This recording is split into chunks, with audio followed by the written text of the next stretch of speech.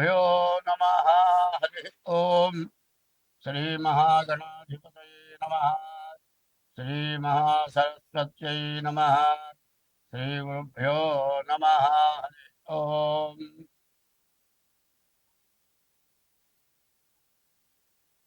వందే శంభుమాపతిం సురగురుం వందే జగత్కారణం వందే పన్నగభూషణం మృగధరం వందే పశూనాం పతిం వందే శౌర్యశశాంకవక్నినయనం వందే ముకుందప్రియం వందే భక్తజనాశ్రయం చ వరదం వందే శివం శంకరం.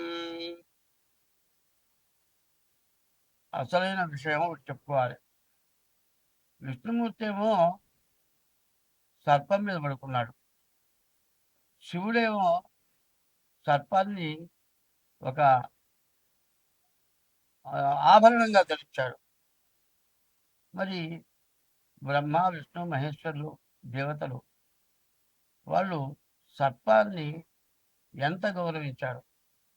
ఆయనేమో ఆభరణంగా ధరించా, ఆయనేమో చెయ్యలాగా ధరించారు. మరి ఆ సర్పానికి ఎంత విలువ ఉంటే వాళ్ళు ఎట్లా చేశారు.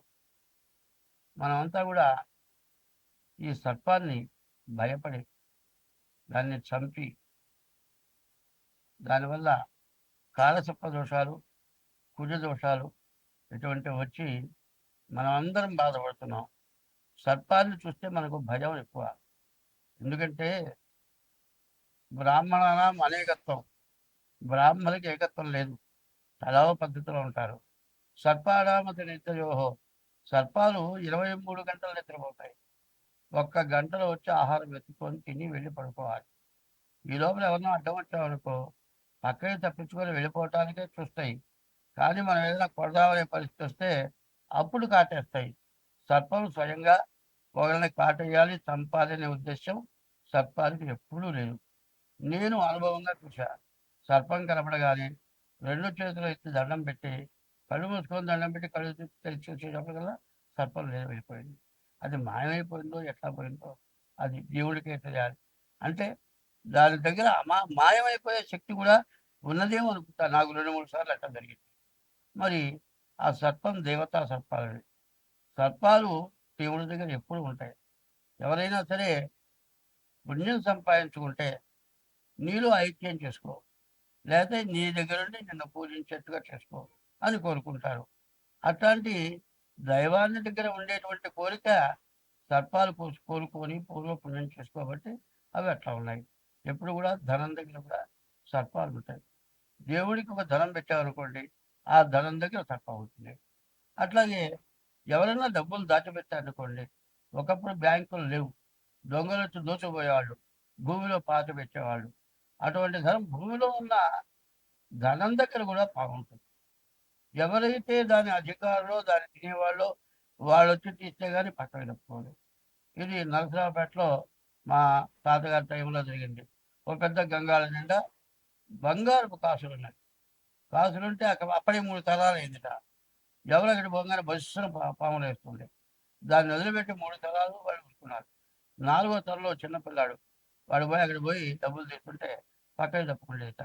వాడు జేబులో వేసుకొని పోయి స్కూల్లో చదువుకుంటూ బయట పిల్లలు కొనుక్కుంటారు, జీడీలు పప్పు చెక్క ఇట్లాంటివి అమ్ముతారే, వాళ్ళకి కాసులు ఇచ్చి కొనుక్కునేవాళ్ళు. వాళ్ళు ఆనందంగా కాసులు కాజేసేవాళ్ళు. ఓ రోజు వాడు చొక్కా అది ఉతుకుతుంటే ఒక కాసు బయట పడదుగా. అదే నీకు ఎక్కడి నుంచి వచ్చింది అంటే దాంట్లో నుంచి తీసుకున్నాను. అమ్మ పాము కలుస్తుందంటే కరవదు చూడు నేను చెప్తాను పోయి తెచ్చాడు. దాని జోలి రాదా. అప్పుడు వాళ్ళంతా ఆ బంగారం అంతా పంచుకున్నారు. అట్లాగే దైవం ఎంత గొప్పవాడో అట్లాగే సర్పం కూడా అంత విశేషమైన గొప్పది. ఎట్లా అంటే మనిషి చచ్చిపోకుండా, ప్రాణం పోకుండా ఎన్నాళ్ళు గుట్టగుట్టలాడుతూ మంచంలో ఉండిపోయి నోట్లో పోస్తే గుట్టకేస్తాడు. ఇది కూడా మంచంలో పోస్తూ ఉంటాడు.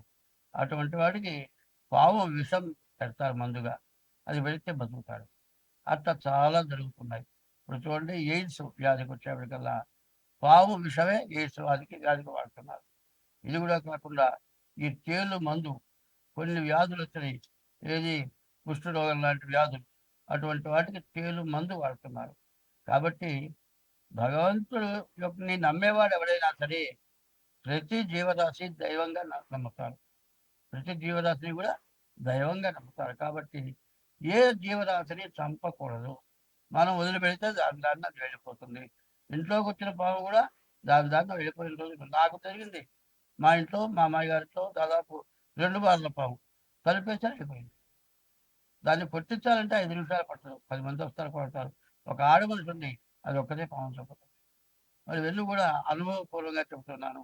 ఇది చెప్పింది ప్రతి రాశిలో కూడా వెయ్యాలి. ఎందుకంటే పాము జోలికి ఎవరు పోవద్దు.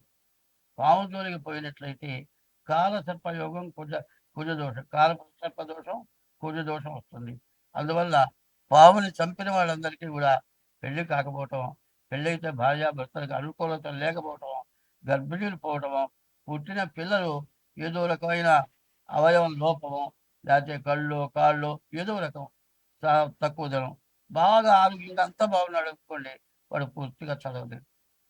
అట్లా ఏదో రకమైన ఆ పావును చంపిన ఆ పాము శాపం తగిలి ఆ పాము వల్ల చాలామంది ఇబ్బంది పడుతున్నారు. కాబట్టి దీన్ని అందరికీ తెలియపరచాలి అనే ఉద్దేశంతో ముందుగా ఇది చెబుతూ ఉన్నాను.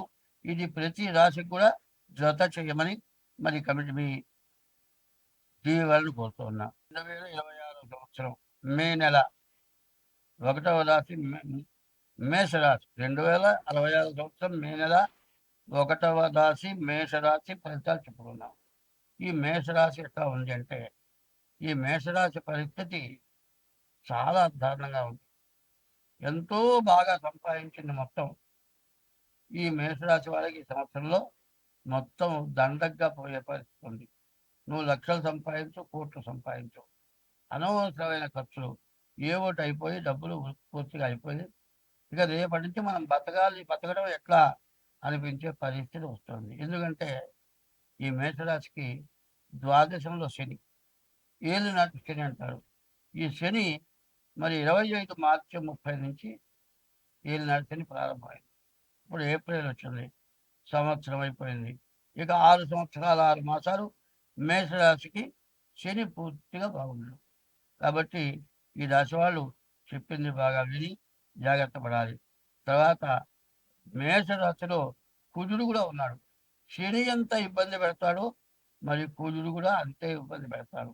అయితే ఈ రాశులకి ఏకాదశంలో రాహు, ద్వితీయంలో బుధుడు, తృతీయంలో శుక్రుడు, ఈ 3 గ్రహాలే బాగున్నాయి.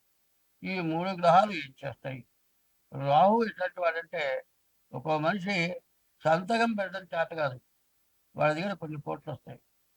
వాళ్ళు గబగబా లెక్క పెట్టేస్తాడు, పెరుగుతో గుర్తు పెట్టేస్తాడు. కానీ లెక్క పెట్టడం చేత కాదు. మిషన్ మీద పెట్టేసి గబగబా లెక్కేసి ఇన్ని కోట్లు ఇన్ని లక్షలు అయ్యాయి అంటాడు. ప్రతివాడు వాడి దగ్గర దాచి పెడతాడు. వాడు వడ్డీలో సంపాదిస్తాడు. వాడు బాగా సంపాదిస్తాడు. వాళ్ళని చూసి ఏమీ తెలియని వాళ్ళని ఏమంటారంటే, అరే వాడు రాహు అట్లా ఉందిరా, వాడు రాహు అట్లా ఉందంటే రాహు ఏమిటో అట్లా ఉంటాయి. ఏంటంటే ఎందుకు పనికిరాని వాడు, ఏ పని చేయలేని వాడు, ఎవరితో మాట్లాడటం చేత కాని వాడు, వాడు ఆ విధంగా సంపాదిస్తాడు. అట్లాగే ఈ రాశి వాడికి రాహు బాగున్నాడు, బాగా డబ్బు వచ్చే అవకాశం ఉంది.